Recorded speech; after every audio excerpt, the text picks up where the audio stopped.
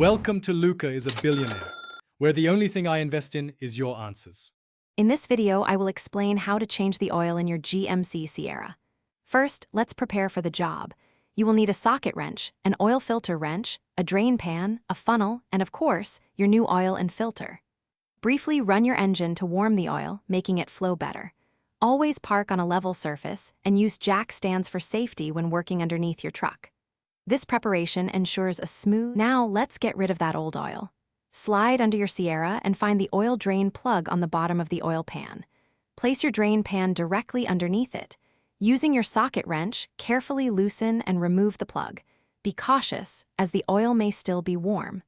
Let the oil drain completely. This usually takes about 10 to 15 minutes. Ensure every drop is out before moving on. Now, switch back to your Royal Q application, specifically to the Binance API binding section. Carefully paste the API key you obtained from Binance into the first input field. Then, paste the secret key into the second field. Request a verification code from Royal Q, which will be sent to your registered email. Enter this code into the application.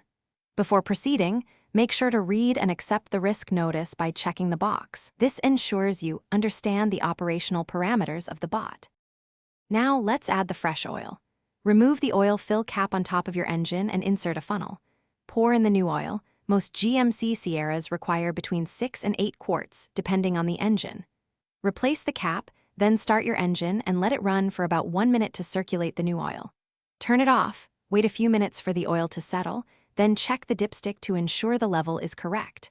Remember to properly dispose of the used oil.